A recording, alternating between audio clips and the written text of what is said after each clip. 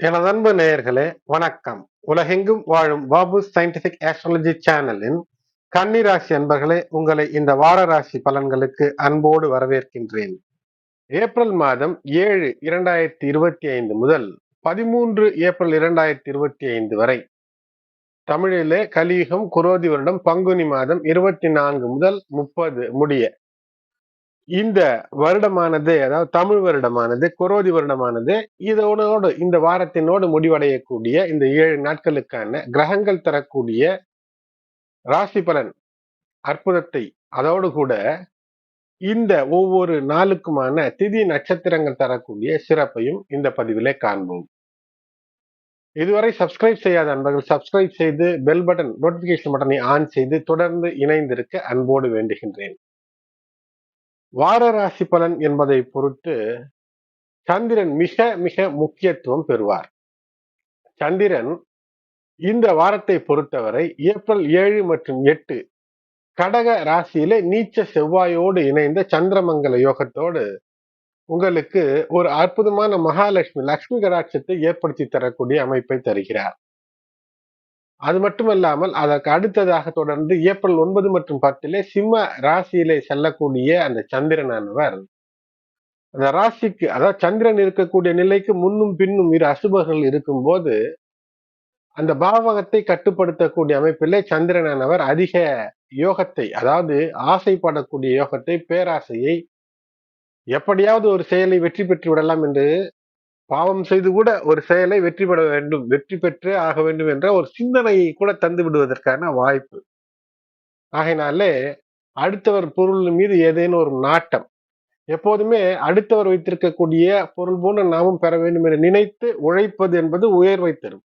ஆகையினாலே இந்த 9, 10 ஆகிய தேதிகளில் சற்று உங்களுடைய இலக்கை பாசிட்டிவாக மாற்றிக்கொள்ளுங்கள். அந்த உயரத்தை நாம் அடைய வேண்டும், அந்த பொருளை நாம் பெற வேண்டும் என்று அதற்காக திட்டம் தீட்டி உழைத்து பெறக்கூடிய அமைப்பை ஏற்படுத்தும் போது வெற்றியை தந்துவிடும். சந்திரன் ஏப்ரல் 11 மற்றும் 13 ஆகிய தேதிகளிலே, அதாவது பங்குனி மாதம், கலியுக குரோதி வருடத்தினுடைய பங்குனி மாதத்தின் கடைசி நாட்களில் கேதுவோடு இணையக்கூடிய சந்திரன் இங்கு முழு சுபர் குருவினுடைய பார்வை பெற்றிருந்தாலும் அந்த குரு சனியினுடைய பார்வை பெற்றிருக்கிறார். ஆகையினால சிறு தவறுகள் கூட பிரச்சனையை தரும். ஆகையினால நேர்த்தியோடு சட்டத்திற்கு புறம்பாக எந்த விஷயத்தையும் செய்யாமல் இருப்பது, அன்பு, பாசம் மற்றும் நேர்மறை தெய்வ பக்தியோடு இருப்பது என்று இருப்பது வெற்றிக்கான வழிகள். கன்னிராசி என்பர்களே, உங்களுக்கு 11, 12 ராசி என்று சந்திரன் இப்படி 3 நிலைகளில இந்த வாரத்தை உங்களுக்கு அற்புத பலன்களை தருவார். இதுல சிறப்பு என்னவென்றால், செவ்வாயோடு இணைந்து இருக்கக்கூடிய இந்த திங்கள் செவ்வாய்க்கிழமைகளில புதிய விஷயங்கள், அதாவது நிலம் சார்ந்து நிலம் வாங்குவது, வீடு வாங்குவது போன்ற முயற்சிகள் என்பது உங்களுக்கு நிச்சயமாக ஏதோ ஒரு தன லாபத்தை தரக்கூடிய அமைப்பை ஏற்படுத்தும். அதே போல் மெதுவாக இந்த வாரம் என்பது வார கடைசியில் உங்களுடைய உடல் நலத்தில் இருக்கக்கூடிய சிக்கல்கள் தீரும். மாளவியா யோகம் மற்றும் கஜகேசரி யோகம். கஜகேசரி யோகம் 12ஆம் நிலையில இருக்கக்கூடிய சந்திரன் குருவோடு, அதாவது அந்த குரு உங்களுக்கு தரக்கூடிய அந்த அற்புதம், 9ஆம் இடத்துல இருக்கக்கூடிய அந்த குரு எந்த பிரச்சனையாக இருந்தாலும் அந்த பிரச்சனைகளிலிருந்து உங்களுக்கு நல்ல ஒரு வழியை, தீர்வை கொடுத்து அற்புத ஒரு ராஜயோக அமைப்பை தந்து விடுவார். அதனால் குரு அமலனாக, குற்றமற்றவனாக உங்களுக்கு வேலை செய்யக்கூடியது. வெற்றி மட்டுமல்ல, சந்தோஷத்தையும், லக்ஸரி, ஆடம்பரத்தையும் நிறைத்து விடுவார். அது மட்டுமல்லாமல் உங்களுடைய ராசிநாதன் இந்த வாரத்திலே அவர் இருக்கக்கூடிய அந்த நீச்ச நிலையிலிருந்து, நீச்ச வக்கரத்திலிருந்து மீண்டு நீச்சத்திலே இருந்தாலும் கூட சுக்கிரனானவர் உச்சம் பெற்றிருந்தாலும் வக்கரம் பெற்றிருந்தார். அந்த உச்ச வக்கர சுக்கிரன் மற்றும் நீச்ச வக்கர புதன் அடுத்தடுத்து வக்கர நிலையிலிருந்து மாறி இணைவது என்பது மிக அற்புதமான ஒரு மகாலட்சுமி யோகத்தை தருகிறது 7ஆம் இடத்துல. அதனால் கன்னிராசி என்பவர்களுக்கு ஏதேனும் பண பிரச்சனையோ, மன பிரச்சனையோ இவையெல்லாம் இருந்தாலும் கூட உங்களுடைய வாழ்க்கை துணை எப்படியோ ஒரு விஷயத்திலே அதை சீர் செய்து வருவதற்கான வாய்ப்பை இந்த கிரக நிலை தரும். 7ஆம் இடத்துல இருக்கக்கூடிய ராகு, 7ஆம் இடத்துல இருக்கக்கூடிய சனி, கண்டக சனி, ராகு 7ல இது இருக்கும்போது ஒரு அற்புதம் என்பது நிகழும். எப்படியோ ஒரு லக்ஷ்மி கடாட்சத்தை தருவதற்கு உங்களுடைய வாழ்க்கை துணையின் வழியாக இந்த விஷயங்கள் நடக்கும். ஒரு வேலையில இருக்கிறீர்கள் என்றால் அந்த பணியிடத்துல உங்களோடு இணைந்து பணியாற்றக்கூடியவர்கள் உங்களுக்கு சாதாரணமாக எளிதிலே ஒரு வெற்றியை பெற்று தந்துவிடக்கூடிய அமைப்பு என்பது இருக்கிறது. அது மட்டுமல்லாமல் உங்களுடைய நிலை மற்றும் உங்களுடைய வாழ்க்கை துணை, நீங்கள் அதாவது திருமணமான தம்பதியராக இருந்தாலும் சரி, அல்லது வேலை வியாபார துணையாக இருக்கிறது என்றாலும், அங்கே ஒரு தவ கோலம் என்பது தேவையில்லாத வார்த்தைகளை பேசுவது தவிர்க்க வேண்டும். அர்ப்பணிப்போடு இருக்க வேண்டும்.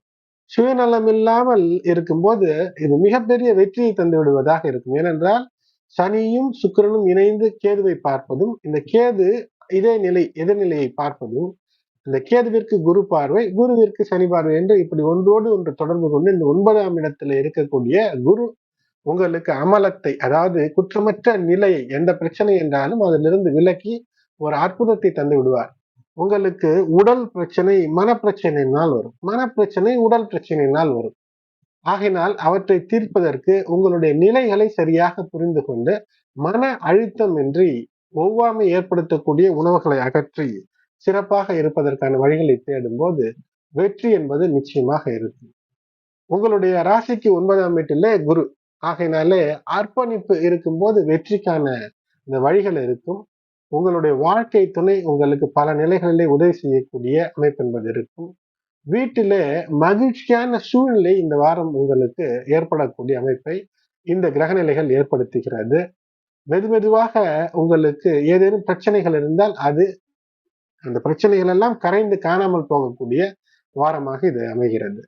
7ஆம் வீட்டிலே கேதுவோடு புதன் வீட்டிலே புதன் எந்த ஒரு வேலை இருந்தாலும் கூட பார்வையில் எந்த நேரத்திலும் அதே செலுத்தி முடிப்பது என்பது மிக முக்கியமாக இருக்கும்.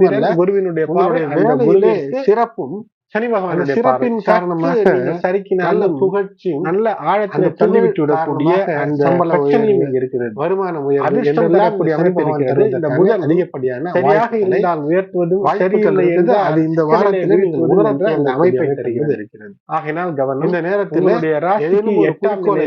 முழு நம்பிக்கையோடு உழைக்கக்கூடிய வேலை மாணவர்களாக இருக்கிறீர்கள்.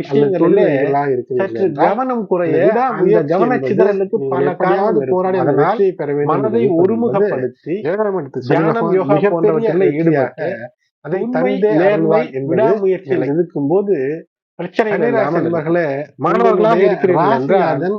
இந்த வாரத்திலே அதுவும் தனிமையாக இருக்கிறீர்கள். வீட்டை விட்டு அகன்று அதிபதியாக இருக்கக்கூடிய வேலை செய்ய முடியாமல் சில வீட்டு வேலைகளிலேயே அந்த அது வக்கரம் நிவர்த்தியாக அல்லது துணித்து வைப்பது என்று ஆணாக இருந்தாலும் பெண்ணாக இதுவரை நீங்கள் எதிர்பாராத சூழ்நிலைகள் எல்லாம் தொழில் வியாபார வேலை தடைப்படும். அதிலே கவனமாக இருக்க வேண்டும். திருமணமானவர்களாக இருக்கிற சவால்கள் ஏற்படலாம். அது உங்களுடைய வாழ்க்கை துணை அல்லது உங்களுடைய குழந்தைகள் அல்லது உங்களுடைய தாய் தந்தையின் வழியில இருக்கலாம். இவையெல்லாம் குருவினுடைய அருள் தெய்வ அனுகிரகத்தினால் இவையெல்லாம் தீர்ந்து போய் சிறப்பை ஏற்படுத்தக்கூடியதாக இருக்கும். இஷ்ட தெய்வ குலதெய்வ வழிபாடு என்பது ஏற்றத்தை உங்களுக்கு தரும். அரசு சார்ந்த விஷயங்களிலே அனுகூலங்கள் என்பது நிச்சயம் ஏற்படும். எனது அன்பு நேயர்களே, குரோதி வருடம் பங்குனி 24 திங்கட்கிழமை ஏப்ரல் 7, 2025 8 PM வரை தசமி, அதன் பின்னர் ஏகாதசி திதியாக அமைகிறது. பூசம் நட்சத்திரம் 6:24 AM வரை, பிறகு ஆயுள்யம். நாள் முழுவதும் 60 நாழிகைகளும் சித்த யோகம். காலை 6:25 வரை தன்ய நாள். சுப காரியங்களை தவிர்ப்பது நல்லது. இந்த நாள் நாகதோஷ பரிகாரங்கள் செய்ய மிக ஏற்ற நாளாக அமைகிறது. ஆயில்யம் நட்சத்திரம் ஆகையினாலே தோஷ பரிகாரங்களுக்கு, ஜாதக தோஷ பரிகாரங்கள் செய்ய ஏற்ற நாளாக இருக்கிறது. இந்த நாள் என்பது கிணறு வெட்டுவதற்கு அல்லது ஆழ்துளை கிணறுகளுக்கு சிறந்த நாளாக இருக்கிறது. புதிய விஷயங்களை, ஆழ்ந்த விஷயங்களை கற்க துவங்கக்கூடிய அந்த அமைப்பை ஏற்படுத்தி கொண்டாலும் வெற்றியை தரும். அடுத்தது குரோதி வருடம் பங்குனி 25 செவ்வாய்க்கிழமை ஏப்ரல் 8, 2025 9:13 PM வரை ஏகாதசி, பின்னர் துவாதசி. ஆயில்யம் காலை 7:55 AM வரை, பிறகு மகம். நாள் முழுவதும் சித்த யோகம். செவ்வாய்க்கிழமை ஏகாதசி. இந்த ஏகாதசிக்கு காமதா ஏகாதசி என்ற பெயர். அதாவது நீங்கள் விரும்பிய ஒரு விஷயத்தை பெறுவதற்கு பெருமாள் வழிபாடு, ஏகாதசி விரதம் இருந்து வழிபாடு அல்லது மாலை வேளைகளிலே ஏகாதசி நாள் என்று உங்கள் இல்லங்களுக்கு அருகிலே இருக்கக்கூடிய பெருமாள் கோயில்களுக்கு சென்று துளசி மாலை தீபங்கள் ஏற்றி 11 தீபங்கள் ஏற்றி வழிபாடு செய்வது என்பது நினைத்த விஷயத்தை, ஆசைப்பட்ட விஷயங்களை, அதாவது காமப்பட்ட விஷயங்களை கைப்பெறுவதற்கான வாய்ப்பை, அருளை தருவார் என்பது ஐதீகம். அடுத்தது குரோதி வருடம் பங்குனி 26 புதன்கிழமை, ஏப்ரல் 9, 2025 10:55 PM வரை துவாதசி, பின்னர் திரையோதசி. மகம் காலை, அதாவது மகம் நட்சத்திரம் காலை 9:57 AM வரை, பிறகு பூரம் நட்சத்திரமாக அமைந்திருக்கிறது. நாள் முழுவதும் சித்த யோகம் மற்றும் அமிர்த யோகம். தமன ரோகணம் என்று இருக்கும், அதாவது தமன மலர் கொண்டு மகாவிஷ்ணுவுக்கு வழிபாடு செய்வது. அது மட்டுமல்லாமல் உங்கள் இல்லங்களுக்கு அருகிலே இருக்கக்கூடிய பெண்களை அழைத்து இந்த பூஜை செய்யும் போது, பெண்கள் சுமங்கலி பெண்கள் மற்ற பெண்களை அழைத்து பூஜை செய்யும் போது சுமங்கலி வரத்தை தரக்கூடிய அமைப்பை ஏற்படுத்தும். அதனால் இதற்கு தமன துவாதசி என்ற பெயரும் உண்டு. அடுத்தது குரோதி வருடம் பங்குனி 27 வியாழக்கிழமை, ஏப்ரல் 10, 2025 1 மணி AM வரை திரையோதசி, பின்னர் சதுர்த்தசி. பூரம் நட்சத்திரம் 12:24 PM வரை, பிறகு உத்திரம். பகல் 12:24 வரை சித்த யோகம், பின்னர் மரண யோகம். வியாழக்கிழமை பிரதோஷத்தோடு கூடி வருவது என்பது இந்த பிரதோஷ வேளையிலே, மாலை வேளையிலே இல்லங்களில் அருகிலே இருக்கக்கூடிய சிவாலயங்கள் சென்று நந்தி பகவானுடைய அபிஷேக ஆராதனையை கண்டு பிரதோஷ நேரம் 4:30 முதல் 6க்குள் சிவனை, அம்பாளை தரிசிப்பது என்பது குழந்தைகளுக்கு கல்வி வளத்தையும் நலத்தையும் ஏற்படுத்தி தரும்.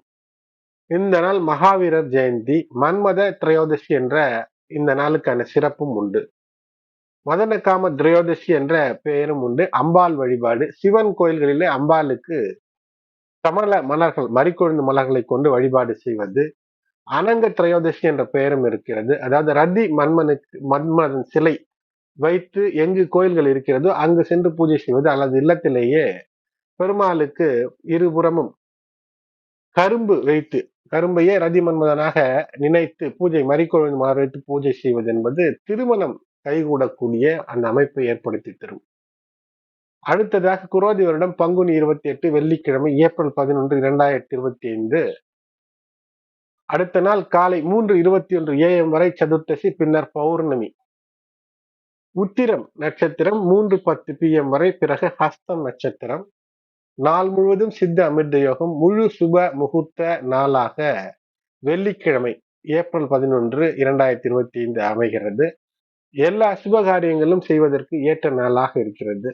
பெருமாள் தாயார், சிவபார்வதி, முருகன், வள்ளி தெய்வானை இவர்களுக்கு உங்கள் இல்லங்களுக்கு அருகிலே ஆலயங்கள் இருந்து அங்கு நடைபெறக்கூடிய திருமண வைபவங்கள், திருமண உற்சவங்கள் இருந்தால் அங்கு சென்று அதை கண்டு ரசித்து வருவது அருளை உங்களுக்கு அற்புதத்தையும் அள்ளித்தரக்கூடியதாக இருக்கும். குழந்தை வரம் இருக்கும், திருமண வரம் ஏற்படும்.